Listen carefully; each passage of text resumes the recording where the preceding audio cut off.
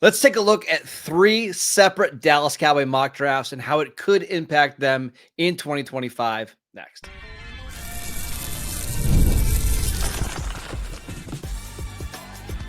You are Locked On Cowboys, your daily Dallas Cowboys podcast. Part of the Locked On Podcast Network, your team every day.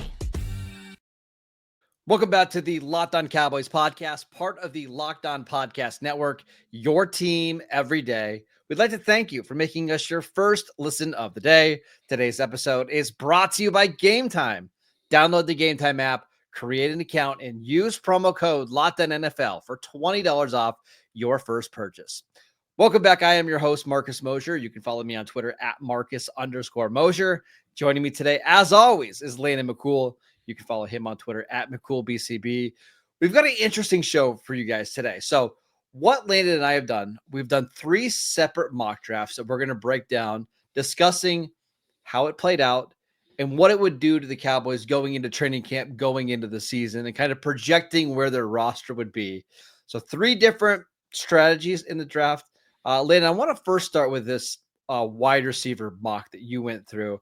And if you're watching with us on YouTube, you can see the full results. But at pick number 12, you've taken one of the most common picks for the Cowboys in round 1, Tetairoa McMillan, wide receiver from Arizona. PFF obviously loved that. They gave you an A+ grade. Round 2, Landon Jackson, the edge rusher from Arkansas. Round 3, you grabbed your running back, Damian Martinez. Round 5, you grabbed another running back, Jarquez Hunter, and then Danny Stutzman, wearing my OU sweatshirt to support that decision. First of all, how did you feel about this draft? And how do you feel about the Cowboys going into the season with this draft class?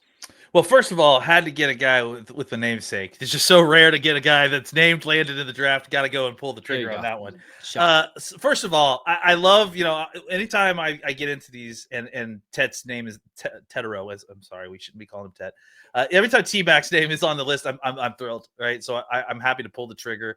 I think in this situation, right, like you get to 44, you got a lot of these running backs still available to you, and you're staring at a guy like Landon Jackson, who I think is a really good fit at 44 because he's a guy who could come in and play kind of that power edge right away and give you solid snaps, kind of be the final like little piece that you needed to add to that edge room to have a really, really solid group.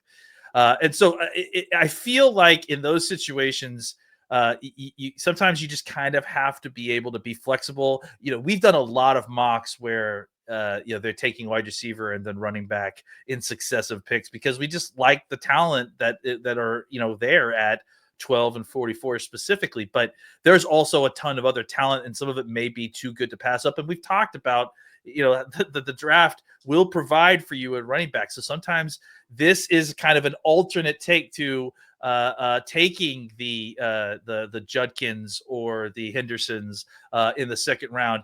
And I think, I ended up taking Hunter in the 5th round as my second kind of supplemental back. But honestly, if you wanted to go and get Bashard Smith or Marks from USC, maybe someone who's a little bit more of a passing down back, those guys are definitely available as well. And with that 5th pick, Jarquez Hunter, I'm an Auburn guy, and he's just a little bit too talented to that 5th round pick to pass up. So, but I think that this is a realistic look at how it could play out, right? Like maybe you don't get one of those top end running backs in the first 2 rounds, and you supplement that by kind of shifting to more of a running back by committee and finding a pairing that can kind of do what you need in the running back room.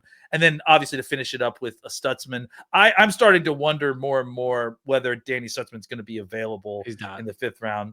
But yeah, just a guy that like a big physical linebacker who could come in and give you snaps, hopefully early, while you're still trying to get back to health with guys like Overshown. So, spoiler here. Every single time I do one of these mocks where you draft a receiver in round 1, it ends up being my favorite mock. Not just because I love Tetairoa McMillan, and I think that's an A+ pick. And a lot of times, truthfully, your drafts are really only as good as your first round picks are. Like if you miss on your first round pick, it's really hard to bounce back from that. So I love that. But one of the things that I love the most about it is it frees you up in round 2 to just take the best player available. If Quinshon Judkins or Travion Henderson are there and you want to pick a running back, great. I love that pick. If you want to take an edge rusher like Landon Jackson, I'm not quite as high on Landon Jackson as maybe you are, but I understand. If you want to take a corner, I think that's a spot where Trey Amos or Siobhan Ravel, either of those guys could be available. If you wanted to take an offensive lineman, I think there's going to be offensive linemen potentially that are there. Maybe Tyler Booker. I like Donovan Jackson a lot. You want to take a defensive tackle. What about Tyleiki Williams? I think he's somebody that could be available. I just like how you're not forced to reach on any position in round 2. It just seems like that's when I've done all these mocks, and that first, second round pairing is just so nice every single time. Yeah, it could really, especially if you're getting wide receiver early, it really does free you up in that second round to kind of get what you need. And there's a lot of really good value in that second pick. So just talking about like this draft pick as they walk into the star, in May and start doing, workouts and then OTAs and then eventually into training camp. Clearly, T-Mac's going to come in and be your wide receiver 2, right? I mean, however you want to label that, he'll be your X receiver. He'll be the guy opposite of CD. He'll be getting the lion's share of snaps opposite of CD. The good news about T-Mac is that obviously he can move around a little bit, so you can kind of play him off of CD. He could definitely play on that X if you need him to do that. That's obviously where the appeal is that he can spend a lot of his time out there. And then, for Landon Jackson, he's going to come in here. He's going to play that strong side defensive end, likely early downs specifically. And then, as the passing downs come in, maybe they reduce him inside. Maybe they give him breaks because the Cowboys do have pass rushers, right? They have Sam Williams. They have Dante Fowler. They've got Nealon. So they've got basically bodies. Nealon and Jackson are your strong side or whatever, more probably that right side, honestly, which is kind of weird because that's usually, but they're going to be one tandem on that side. And then I think Parsons and Fowler and Sam Williams are on the other side. You feel great about your edge depth at that point. Yeah, absolutely. You feel like you've got waves of guys that can come off the bench that can come and give a good pass rush. You're still feeling good about that. At running back, obviously, you've just completely remade the room, right? Like before this draft, it was Javonte Williams, Miles Sanders. You still have Deuce Vaughn. You still have Malik Davis. Now Martinez probably takes that lead role. And Hunter Lipsky, I don't know if you forgot about him. What you should. Yeah, I mean, he's a fullback. It's a whole other position, Marcus. We're not even. He's like a much more important position. It's fine. Crown jewel of the offense. Yeah, you think I forget about it. So you bring in Martinez. I think he's like your top guy in the rotation, right? Javonte Williams, Miles Sanders, I think will battle it out with Jarquez Hunter to kind of get snaps. You hope that Hunter would get the lion's share of those. And then maybe you get another undrafted free agent guy just to kind of bring in for some other juice who didn't get drafted. You still got Deuce Vaughn. You still got Malik Davis. I think that's certainly enough to get you going and to get a solid running game going if you can fix the people up front. And then at the linebacker spot, I'm not missing anybody else, right? It's just no. You got Danny Stutzman, our guy. So Dane Brugler has his third overall linebacker in this class, by the way. Yeah, I saw that. And I was like, man, there goes that dream. But yeah, a guy who will likely come in and compete for snaps with Murray and Leafau, kind of more of an inside player, I would imagine, with his size. Will play a ton of special teams as well. Yeah, I like it. Again, I think we really are only talking about the top 3 picks. Everybody else is just depth, but I think there's a good chance you open up week 1 with 2 starters, right? In Martinez and McMillan, and then someone in Landon Jackson who's probably playing 18 to 20 snaps right away. I think you got 3 guys that really help at some big time positions. You can change the names around a little bit, whether it's Golden or McMillan, whether it's Landon Jackson or pick a different defensive end. Maybe it's James Pierce. Maybe it's JT from Ohio State, or the running back. Maybe it's Giddens or Tootin. I just like the sequencing of this so much. And I think you'd feel pretty good about the Cowboys going into the season with this type of draft. Yeah. And that's the thing is, each one of these, or at least my other one, I tried a different strategy, right? Because it's all about like making adjustments on the clock, because it's really easy for us to talk about sequencing right now, right? But then when you're on the clock and a player that you didn't expect falls to you, how are you going to react in a way Yeah. that still allows you to get the sequencing you need, specifically a player that falls to you at a position that you weren't necessarily planning on drafting. Correct. That's just such a good talent you can't ignore. Like, you need to have a way to adjust on the fly so you can still kind of get the sequence you need. Obviously, it just becomes a little bit more difficult than when you can just draft the guys basically in order of what you need them. All right, so that was Landon's wide receiver in round 1 mock. Let's look at an edge rusher in round 1 and what that might do for the Cowboys next. This episode is brought to you by Game Time. There's nothing like the energy of a live game, whether it's catching up on the last-minute MLB showdown or soaking in the excitement of an NBA matchup. Listen, I'm not going to bring up last night's game. I feel for Mavs fans. That was rough, but the energy in that building was incredible.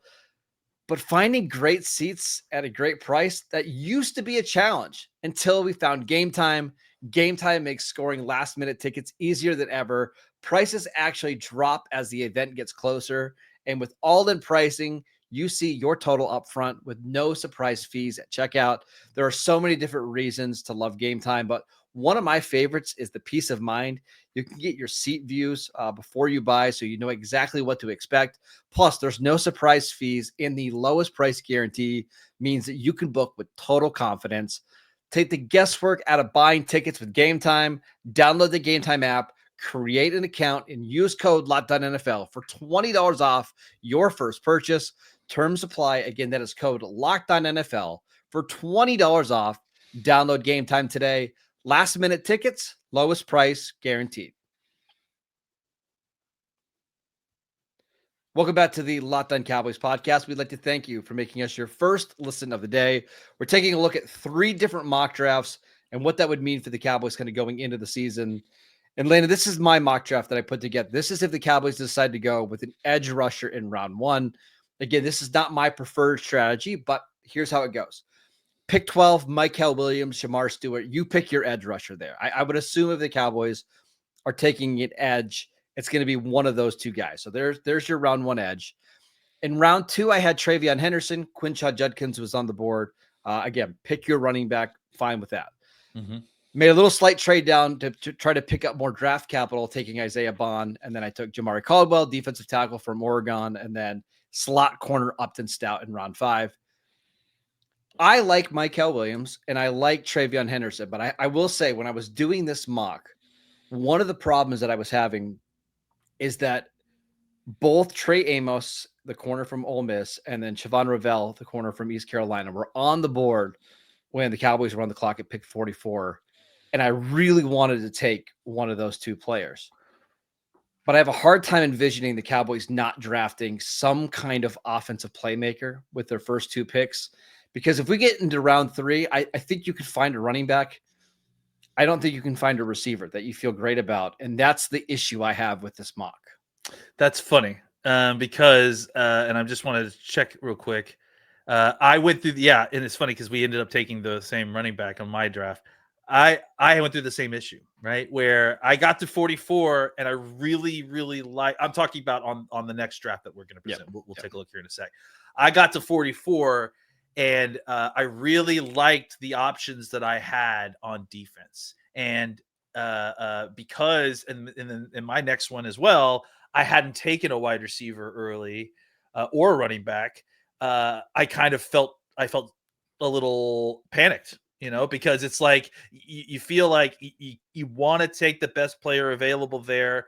I've got a guy who I ended up taking. I mean, I'll just spoil it. It's Travion Henderson as well, that I think was probably touching tags with some of the other defensive players.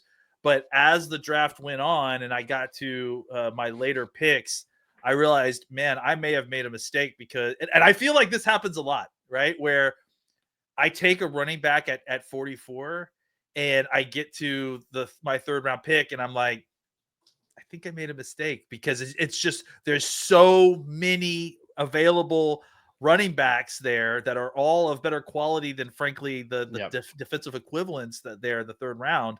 But it's hard because I do think that if you want to get an impact player at the position, you could certainly still get that in the 3rd round for sure. But I just think that there is still a tier difference between Judkins, Henderson, and those, and then that next level of guy. Right? And just to be clear, we really like Travion Henderson and Quinton Judkins. In a vacuum, right? If the Cowboys take either one of those running backs, and are you a Caleb Johnson fan? I can't remember. I like him a lot. I just think that I have him a little bit rated lower than some folks, but he's still a second rounder in my opinion for sure. Yeah. You take one of those running backs in a vacuum and you feel good about it. The issue that I have is I have my board as I'm doing these mocks, and there's almost always somebody that I have inside my top 30 that's not a running back at like a money 5 position that I just want to take at that 44 spot. And if you go with not a wide receiver in round 1, it gets really hard to go back-to-back defensive players at that spot because now your offense is basically going to be the exact same as it was last year, just without Brandon Cooks and Rico Dowdle. Yeah, and again, like it's kind of like the argument, except somehow in the other way for Hampton, right? It's like at Hampton at 12, the problem for a lot of folks, or at least for some folks, is not necessarily taking Hampton at 12, although we view that as a reach. The problem is the reality of the situation of who all would else be available on the board that you're passing on. And it's the same situation here. It's like, yes, of course, I'd love to have this top running back, but the reality of the roster situation and the player acquisition aspect of this is that I kind of need to think about waiting because I will have opportunities to get a impact or a running back who will move the needle, a running back who is better than who's on the roster later. I won't have that opportunity at wide receiver, probably second defensive end, some of these other spots. I'll get a couple of guys. The thing is, like for me, Amos and Ravel, who I'm going to keep mentioning, those are guys that I think are day one, assuming they're healthy, starting outside cornerbacks in the NFL. I like Tyleik Williams. And I like Tyleik Williams a lot from Ohio State. And if he's there at 44, and you're talking about another big defensive tackle that you can play with Mozzie, you can have him come in and spell Mozzie. You're just not getting that type of guy in round 3. Oh, no. It's really, really hard. But let's talk about if the Cowboys were to have a draft like this, because I do think it's possible. Yeah. Maybe they really like Shamar Stewart or Mykel Williams. They get to pick 44, and they really like Travion Henderson and Quinton Judkins, and they're just not overly concerned about the way the rest of the draft plays out. They're just going to take the best players available. If you're leaving a draft with Mykel Williams, Travion Henderson, and in this case, Isaiah Bond, who I picked in round 3, I don't think we're going to have any massive complaints about it.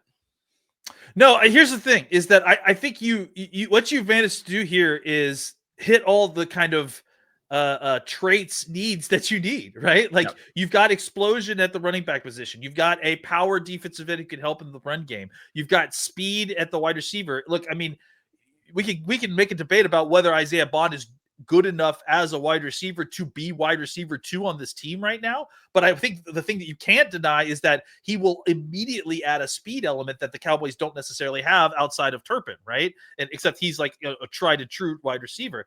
You add another kind of big body defensive tackle in Jamari Caldwell, who I think, can raise the floor on your run defense. And then Upton Stout's a guy that I think, I don't want to put words in your mouth, but I'm assuming that you're planning on playing as a nickel, right? Yeah, he's a slot corner. He had like 18 tackles for a loss as a slot corner. So I think if you look at how he's coming into, how all these folks are coming into the roster, like, again, going into the training camp OTA part of this conversation, Henderson becomes the top running back, right? You still maybe want to figure out like the situation. Do you want to pair him with the bigger guy? Do you want to give him the full load? That'll be a fun conversation to have in training camp. Williams, same situation we talked about with Landon Jackson, obviously, except for likely that he is immediately the starter at defensive end. Bond comes in, like we talked about, maybe not wide receiver 2, but certainly competing for wide receiver 2, and at the very least, definitely going to get a lot of snaps, going to be sent down the field a lot to kind of open things underneath. Caldwell comes in, will compete with Mozzie to be that starting nose tackle, and at the very least will play a ton of snaps just because you rotate these guys a lot. There's no reason they couldn't both play on the field at the same time. Upton Stout is a guy that will be the kind of other end of the spectrum from the nickel corner that you currently have in Izzy McQuamu. So you've got the really short-armed, short player, that slot guy, if you want that, and then you've got the long, gangly former safety nickel if you want that. So I think this is a great draft. You kind of hit everything that the Cowboys needed, and I like it. Just to be clear, I like it quite a bit. But man, when that first mock that you did, where you're getting 3 impact guys and with McMillan, defensive player round 2, let's just call it defense player round 2, and then your starting running back in round 3 is just so much more appealing. But I can understand if they've got like a top 10 grade on Mykel Williams or Shamar Stewart, and they think that's like the long-term pairing with Micah Parsons, I understand that as well. I think real quick, yours was a skilled draft, right? Like that was difficult. You managed to kind of thread the needles, which is great. Mine just came to me. Mine was really easy because of like the sequencing just made it all kind of fall into place. I think that's the big difference between these two, right? And I'll say, like in this, doing this the edge draft, I got very lucky that Isaiah Bond was available that late. Yeah. I think there's a chance he goes like end of round 2 because teams are always searching out speed, and then it's like Savion Williams and that range of receivers, and it just becomes a lot less appealing. So I think there's a lot more pitfalls in this sequencing than maybe yours. Yeah, absolutely. That's what I meant by skilled. It was a tougher thing. I mean, you're hoping maybe Kyle Williams, maybe as I say Bond falls you 3rd round, you lucked out, but certainly doesn't mean that'll definitely play that way on draft day. All right, what about a draft where the Cowboys just take the best player available at pick number 12 and then figure everything out later? We will get to that next.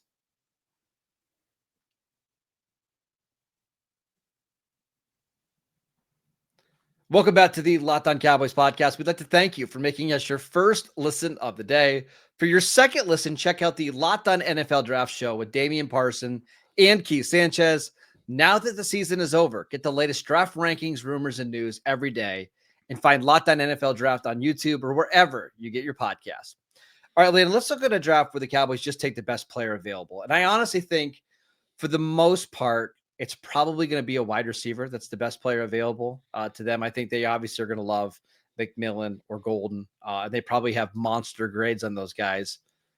But what if one of the top offensive linemen falls down to 12? What does that look like?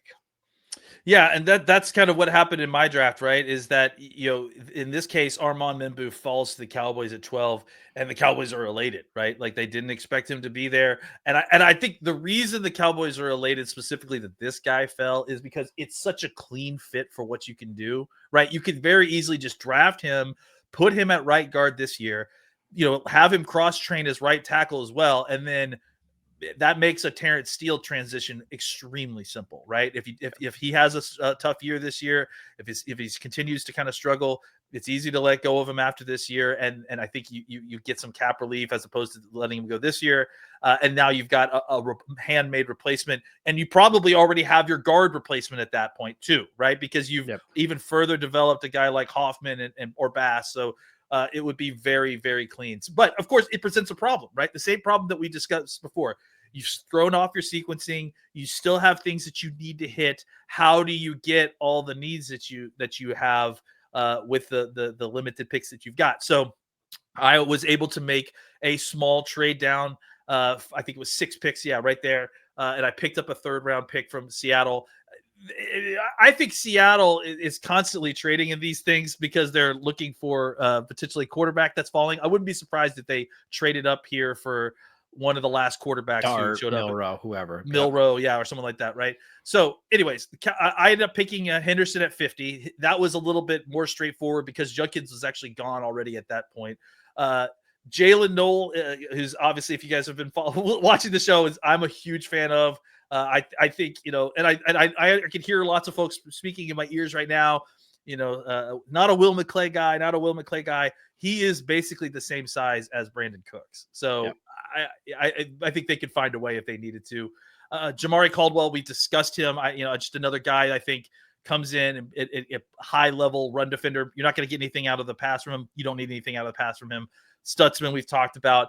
And then Tyron Ingram, Dawkins is a guy, is a very big bodied defensive interior out exterior guy. He's kind of a Golson type, right? Not going to be a major pass rusher, certainly was someone who, benefited a lot from the incredibly talented defensive line around him.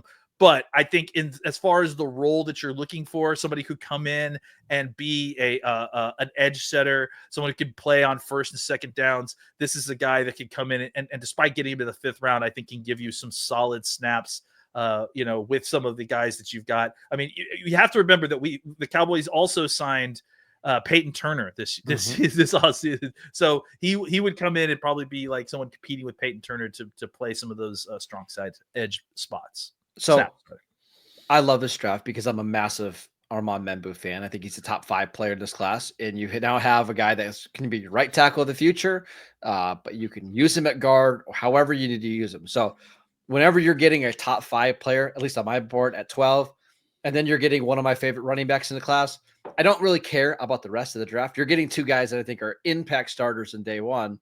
And then in this draft, you grab my wide receiver 5 in the 3rd round. So, of course, I'm excited about that as well. The only person that's not excited about this draft is poor Matty Eberflus, who doesn't get an impact defender with the first 3 picks. And you're only grabbing guys like depth players. And he probably feels like, hey, guys, we've got a massive need at corner. We could really use another edge rusher. I need more linebacker help. You can't solve every issue in one draft. Like, that's just impossible. And I know a lot of times when we do these mocks, Landon, you're trying to fill all these holes, but you got at least 2 really good day 1 starters. It's hard to be upset with that either. Yeah, and maybe what you do is you flip a late round pick for a starter level guy, at one of those other spots. There's other ways to kind of skin that cat, right? So, I think, it's just about, and again, this is really just an example of kind of showing how this would all play out if you get champagne luck, right? The kind of luck that you're not expecting to get in a positive way. Just to kind of talk about some of the fit of some of these other guys, like in the Cowboys roster real quick. I really like Jalen Knoll in his wide receiver room. Obviously, I like him overall. But I think the way he kind of counterbalances the other wide receivers on this roster. He has speed. He's going to be able to get open. He's just a different body type. He can be used differently, but he's also incredibly scrappy. He's strong. So, you're not like having to limit his early down usage. If you need a run blocker, I think he can still do that. Caldwell, we talked about a lot. I mean, I think he just comes in, obviously Trayvon Henderson, we've discussed a lot, and Stutzman. I think that Ingram Dawkins isn't necessarily a lock to make the team by any stretch of the imagination, but I think that he gives you another bigger body on the outside. So it's not just Peyton Turner, and Peyton Turner. Yeah. I mean, we'll see what size Sam Williams comes in at, or Nealon, but I think those guys are probably more like the pass rusher size guys. So it would be interesting just to get another one of those body types in the room, though I wouldn't be shocked if the Cowboys continued to kind of look at people potentially in free agency if they weren't able to get anybody until the 5th round in this draft. And one more quick thing before we head out. You drafted Armand Membou with the idea of playing right guard. The Cowboys have a lot of interior offensive line depth. They have Robert Jones, who they signed this offseason, and then yesterday they signed Shadiq Charles, a former LSU offensive lineman who was, I think, a 4th round pick by the Commanders.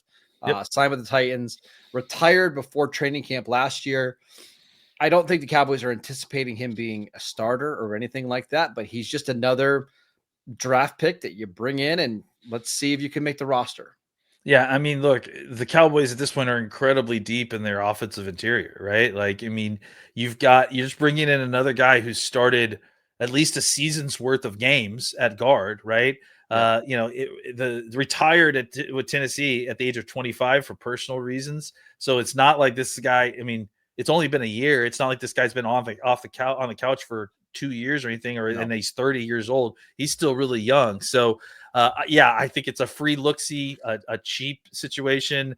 You now have at least 5 guards who have started or have played in the NFL at some point. Tyler Smith, Cooper Beebe, center, Brock Hoffman, Robert Jones, TJ. I was talking about backups. I think you may have 5 just backups. Yeah, Charles, and then obviously, depending on what you think of our North Carolina guy. I always Awesome Richards. Richards, yep. You just have a lot of names. Dakota Shepley, who they re-signed, so they've got a lot of depth there. Yeah, I mean, just like Robert Jones and Sadiq Charles started games for other teams recently, and Charles obviously a year previous to that. We talked about obviously Hoffman and Beebe and and Bass and how they've started games for the last year. So the Cowboys definitely don't need to go out and take an offensive lineman, like as far as a numbers thing. But if a guy like Membou fell to you, I mean, it'd be hard to pass him. Again, I also have him as a top 5 player. Yeah, he's just too good of a player to pass up, and you worry about the fit and the depth and where he starts later, because those type of offensive linemen are hard to find, and he checks just about every box that you would want in an elite offensive tackle. All right, that is it for today's show. We'd like to thank you for making Locked On Cowboys your first listen every single day. Go check out the channel on YouTube. Download the podcast wherever you get your podcasts. We are free and available on all platforms. Follow Landon on Twitter at McCoolBCB. I'm at Marcus _Moser, and we will see you right back here tomorrow.